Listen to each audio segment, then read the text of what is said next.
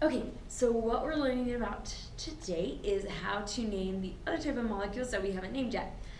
So for starters, when I use the word nomenclature, all that really means is it's just the fancy word we use in chemistry when we want to name something. So there are three different types of compounds that you need to be able to name. We've already talked about one of them, that's ionic. Okay. Today we're going to learn about what are known as molecular or covalent, and then what are known as an acid. So the first thing you need to do when you're trying to name one of these things is you need to identify what type it is, because these have different rules and you need to use the right set of rules based off what you're naming, okay? So an ionic compound, you might want to write this off to the side, means that it's a metal plus a nonmetal. Okay, a covalent molecule is two nonmetals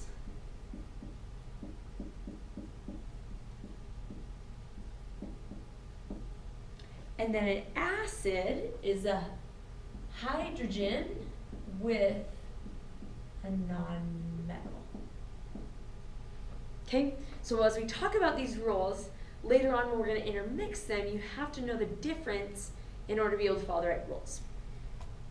Okay, so what I want to do first is just a quick overview of ionics. You don't need to write any of this down because you have it in your notes from Unit 2. But let's just review really quick what we do when we're naming ionic compounds. So ionic compounds, what we have to do, that's where we have to get the charges, right? The charges come from the periodic table or the polyatomic chart, and then we have to crisscross them, right? They have to balance out to be zero. We use the parentheses when we have one of those polyatomic ions on the back of your chart. So maybe right now would be a good idea to pull out your periodic table so we can look at it as we go throughout today. And then the thing that most people got tripped up on back in the last unit was Roman numerals. When do I use them? When do I not? So we need to make sure, first off, recognizing what it represents, that it represents the charge of it, and then secondly, when I have to put it in the name. Okay, when we're going the other direction, right, we change the ending to "ide" if it's a single element on the periodic table. Otherwise, if it's a polyatomic, don't change the ending. And then use Roman numerals to show metals' positive charge, except the S block, Ag, Zn, and Al. Okay, everything else must have a Roman numeral. So, a few things to consider. Is you should always ask the question, does it contain a polyatomic ion? And remember, those are on the back of your periodic table. If it ends in "ide", that means it's just two elements. If it ends in "ate" or "ite", that means it is a polyatomic. When do I need a Roman numeral? Is you look on the periodic table to see where it sits. And then we don't do any prefixes.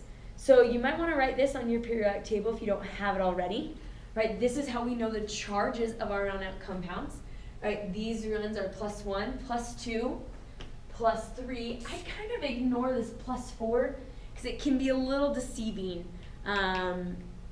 because those ones can vary. They're not always +4. Sometimes they're +2.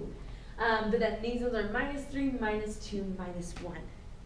Okay, so overview of when you need a Roman numeral is you need a Roman numeral if it's anything in this section,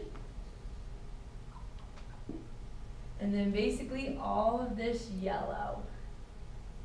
So all of that section, you must have that Roman numeral, except for these three guys. They don't need that Roman numeral. Okay, let's try a few problems. So if you feel good about this, you're welcome to go ahead. I'm going to walk through them together just as a review.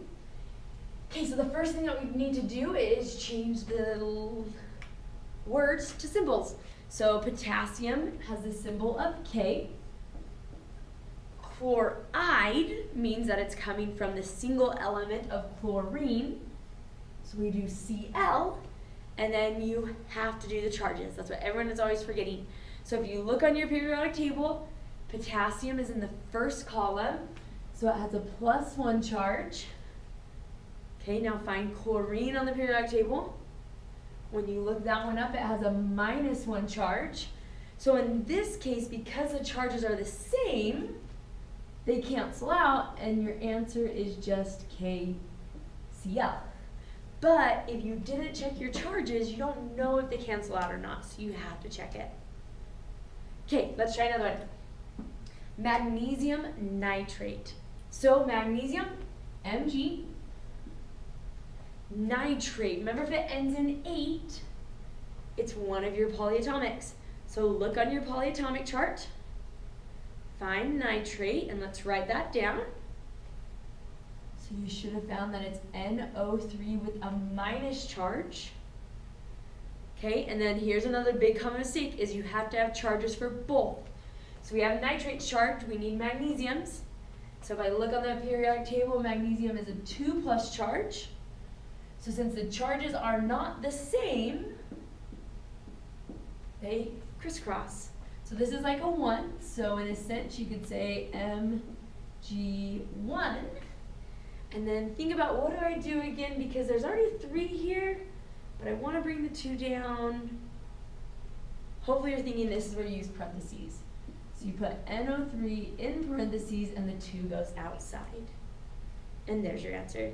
Technically you don't need this one, but if it helps you keep track of it, go ahead and put it in.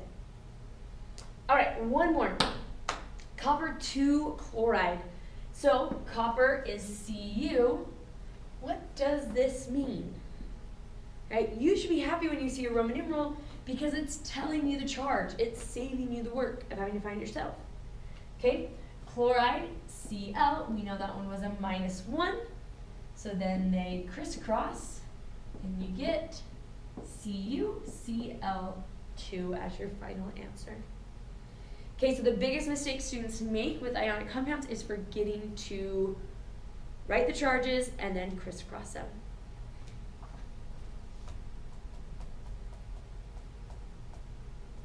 Okay, let's do it in reverse now.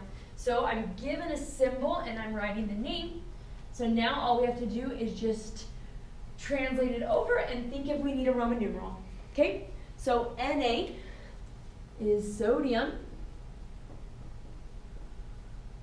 Looking on your periodic table, does sodium need a Roman numeral? If you're thinking no, you're correct and you can have a smiley face. It doesn't. So then I can just name the second element, which is bromine. Now that it is married, it changes to bromine. Sodium bromide is its name. Okay, next one. Once again, Na, sodium. We know it doesn't need a Roman numeral, so we can keep moving forward. Okay, now what do I do when I have a big group of elements? Okay, some people make this really hard and they try to name it. They're like, carbon oxide. It already has a name if it's more than one element. So look on the back of your periodic table and you should find CO3 and you should see that its name is carbonate. Sodium carbonate, and then you're done. Okay, one more.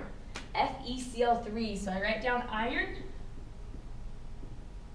Check to see if it needs Roman numeral. If you're thinking yes it does, have another smiley face because you were correct. So I like to draw a line so I don't forget to come add that back in. Finish naming it with chloride. Okay, now here's the trickiest part, is what is the Roman numeral? Okay, so what you need to do is you come to the formula and you need to find the charge of what it's paired with. So chlorine, we know, has a charge of -1. Okay, I'm going to show you 2 methods. The first one is a fall-through method that will work every time, and then I'll show you the shortcut you can use and when you can use it. The trick is that sometimes you can't use the shortcut because it will lead you astray. So the foolproof way is you take the charge of what it's paired with. You then times that charge by the number that you have. So we have 3 of them, so I'm going to times it by 3. So that gives me a -3. Then you're going to divide that number by the number of ions we have. So So 3 divided by 1 is still 3. And so our Roman numeral is a 3. So the name of this compound is iron 3 chloride. Okay? The shortcut you can use is that if, so we still have to find the charge of chlorine, okay? But if the charge here matches the number that we have, then the Roman numeral is that one. So you can kind of do a reverse crisscross if these two match. Otherwise, you have to do the longer mathematical process. Okay, so now we get into covalent naming, which students, I often find, actually really like it because it's a little bit more straightforward. But that's why we did the harder one first. Okay, so the first thing you're going to do is name the first element and then name the second element. What we're going to do is we're going to add prefixes to indicate the number of atoms, but we do not put mono on the first element ever. Okay, and on my next slide, we'll go through those prefixes to fill in that table. Okay, but make sure you underline that we do not put mono on the first element ever.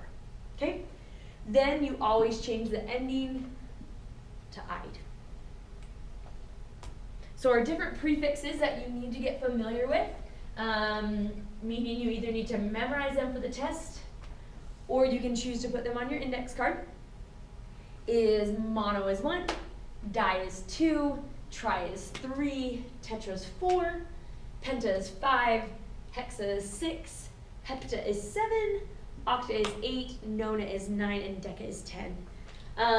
So hopefully some of these will be easy to memorize because they make sense, right? Like tri for 3, penta for 5, like a pentagon. Some of them you may not be as familiar with, but hopefully you will be over time. Okay, so let's try a few problems. So we look at this formula and I see carbon. So I write that down. And I see chlorine. So we change that to chloride. Leave yourself a little bit of space because we're going to use the prefixes to indicate how many we have. We only have 1 carbon and we never put mono, so carbon is fine. But then since I have 4 chlorines, it's going to be tetra chloride. And you're done. Carbon tetrachloride is its name. All right, look at this next one for me. So we have nitrogen. We have oxygen, remember to change it to "ide." We need to indicate that we have 2 nitrogens, so it's dinitrogen, and then mono or monoxide. So we need to indicate that we have 2 and that we have 1, and so that is your name, dinitrogen monoxide. All right, go ahead and try for me this last one on your own, and then in 60 seconds or less, we'll check it and see if you're right.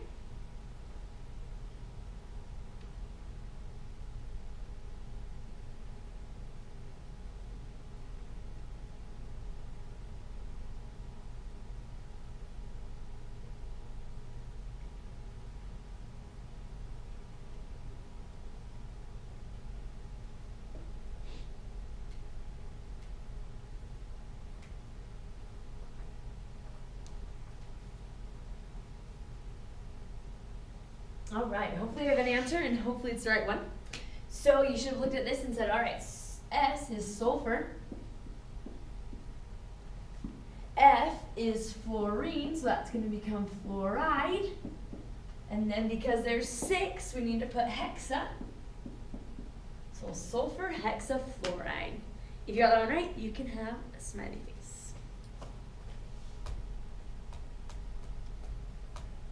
Okay, go ahead and try these ones on your own by doing it in reverse. So the substitute at this time can go ahead and pause the video, give students a little bit of time to answer, and then once they've answered, go ahead and press play to check their work.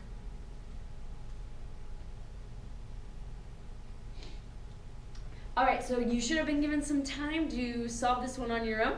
So let's go ahead and see how you did. So arsenic trichloride means you have AS1, Cl3. Technically, you don't need this one there, once again, but if you want to put it for now, that's fine.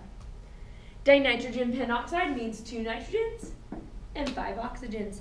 Notice in this that we have dropped the A of penta. Kind of as a formality thing, we rarely put 2 vowels right next to each other. But if you do for now, it's okay. I care more about the right prefix than the spelling right now. And then this one you should have had P4O10 for the 4 phosphoruses and 10 oxygens. Okay, for each one that you got right, you can have a smiley face. Something to keep in mind as we continue on throughout this unit are the 7 diatomic elements. So remember we talked about, you can remember it in 2 ways, right? The term Hofbrinkel helps you know through them all. Hofbrinkel. Or you can also remember that they make a 7, and don't forget about hydrogen. Okay, so now our second part of what we need to learn today is naming an acid. So we will spend a lot of time talking about what acids are. For now, what you need to know is that they are compounds that release hydrogen in water. So in order for them to release hydrogen, excuse me, in water, they normally will begin with it. So that's the way that you identify if something is an acid or not, is it has an H in the front. Okay, so for example, hydrochloric acid, or nitric acid, or sulfuric acid. So notice the hydrogens in the front of the formula can help you know if it's an acid or not. Okay, so there's 2 different types of acids we're learning. So we have what is known as a binary acid, and the prefix bi means 2. So a binary acid means that it's just hydrogen with another element. And it could be like 2 hydrogens or 2 bromines, but it's just that there's 2 different types in general. When a ternary acid means that there's 3 or more, so that's when we get our polyatomics in here. Okay? And once again, you want to pay attention to what type of acid it is, because the rules are a little bit different. Okay, so if it's a binary acid, so you look at it and it's just made of 2 elements, what you're going to do is you put hydro in front, you change the ending to ic, and acid goes at the end. So for example, HBr. So we write hydro, bro, change the ending to ic, so bromic acid. Hydro in front, ic at the end. The root of the element goes in the middle. Okay, what about this one?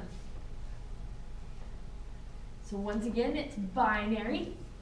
So we know this is selenium. So you need to add hydro to the front, ic to the end, and then acid. So hydroselenic acid. So when you're naming a binary, hydro in front, ic at the end. All right, if it's ternary, then your rules are a little bit different. So what you need to do is they are formed from our polyatomics. So it depends. If the polyatomic ends in 8, then you change it to ic. If the polyatomic ends in ite, then you change it to us. So a silly way I think about this is that you ate something and it was icky. And I don't know about ite and us, so maybe you can think of a funny way to remember that one. Okay, so what we're going to do is looking at this acid, you need to identify the polyatomic. So look on your polyatomic chart and find out what CO3 is. So once you look that up, you should have found that it originally is carbonate. So to name this as an acid, we change it 8 to ic. So it's going to be carbonic acid. Notice that with ternary acids, there is no hydro. You don't put hydro in front.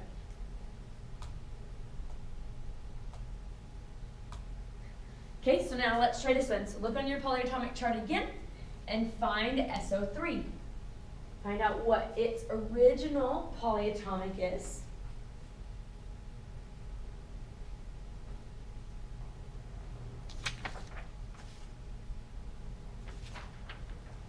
So when you look this one up, you should have found that SO3,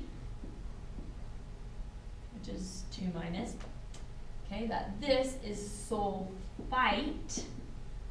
Okay, so since it ended in ite is going to change to us, so it's going to be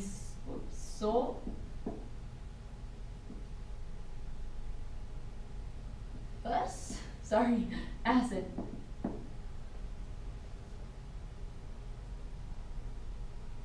Okay. Once again, there's a little weird things with the spelling that we'll talk about next time. Right? For now, I care about that you get the right ending of S.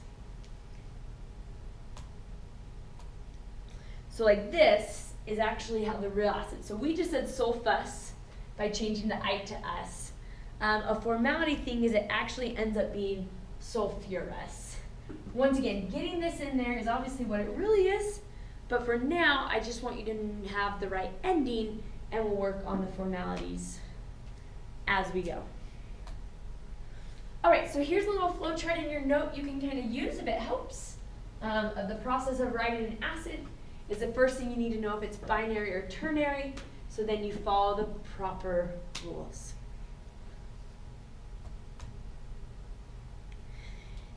Okay, so remember, ide means it's binary, and so it goes hydro, the stem of the base, ic acid. If it ends in ate, then it goes the stem of the whatever it's with, and then ic acid. And then ite goes us acid.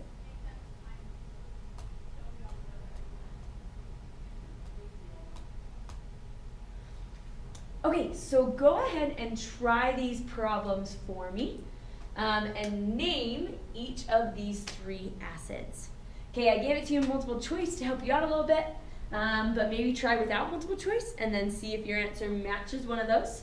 So go ahead once again, pause the video, give yourself some time to answer it, and then once you have an answer for all 3, go ahead and press play and see how you did.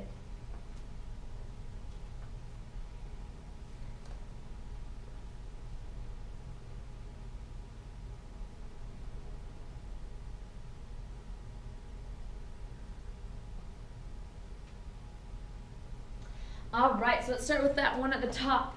So the first thing you recognize is that it's ternary, right? There's 3 of them. So you should have looked on your polyatomic chart and saw PO4, that its name is phosphate, which means 8 is going to go to ic. So it should be phosphoric acid. And obviously as a multiple choice, it helps you out with some of that different type of wording. So you should have picked C on number 4. All right, number 5, once again, ternary. So you should have looked on your chart and saw NO2 as nitrite, which means ite goes to us. So you should have picked D, nitrous acid. And then finally, this is only binary, and so we know that it starts with hydro. So you should have crossed these ones off right away. And then it always goes to ic, so you should have picked A. Oops, A. Okay. For every one of those that you got right, you can have 3 more smiley faces, or a smiley face for each. Okay, so when we're going the other direction, meaning I'm given a name and I have to write the formula, what you want to take into account is if it's, once again, binary or ternary. The way to identify it by word, if it's binary, if it has hydro in the front. Hydro means it's binary. No hydro means it's not binary. So it's the easiest way is if it has hydro, you know it's going to be 2 things. If it doesn't have hydro, you know it should be a polyatomic. Okay, the formula always begins with H. So it's H plus whatever acid it is. Okay, and then what we have to do is, just like with ionics, is we do have to make sure the overall charge is 0. So we're going to have to do some crisscrossing here as well. Okay, so for example, we're given the name hydrofluoric acid and we want to write the formula for it. So the first thing you need to do is recognize that, it must be binary because it has the word hydro in it. Okay, the two elements are going to be hydrogen and fluorine. Then what we have to do is we have to find their charges. So hydrogen is +1, fluorine is -1. So in this case, they balance out. So your formula is just HF. But we have to check their charges to know how many hydrogens we're going to need.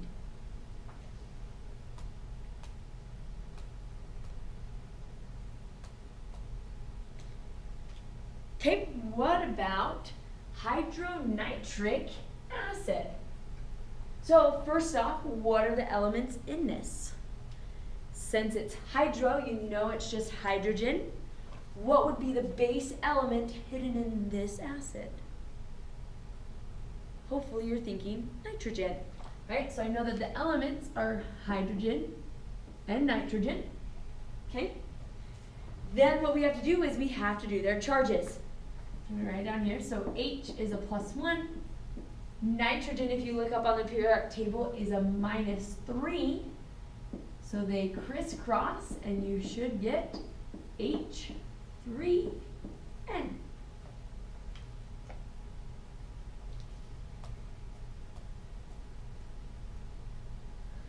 Okay, so now we're given the term nitric acid. This one is different because it doesn't have hydro. So since it doesn't have hydro, it's not binary, so we don't follow those same rules. So what we want to do is, since it ends in ic, what does that tell us? Okay, if it ends in ic, that means it came from nitrate. So if you look on your polyatomic chart and find nitrate, you should see that it is NO3-. So we know it's with hydrogen, which is just a +1. So once again, in this case, it's 1 and 1. So charges cancel. So your answer is HNO3. This is the formula for nitric acid. So when it's not binary, you have to pay attention to the ending to know which polyatomic it came from.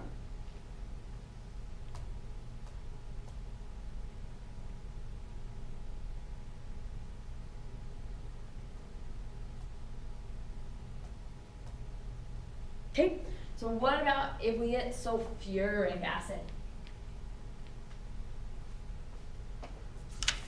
So first thing you should recognize is that it doesn't have hydro in it.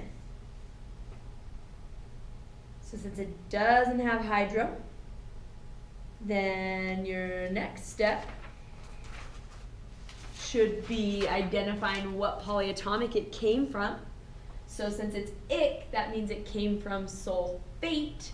So if you look on your periodic table, SO4, 3-, that pairs with H+. So when they crisscross, you should get H3SO4. Remember, you have to balance out the charges in the end.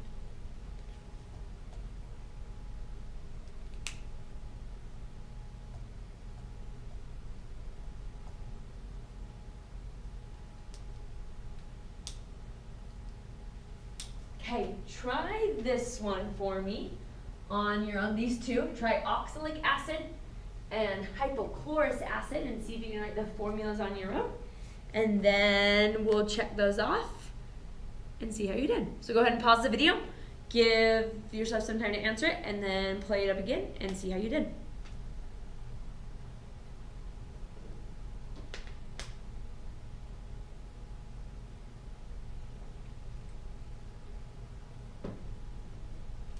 All right, so you should have recognized that oxalic acid is going to be ternary because there's no hypo.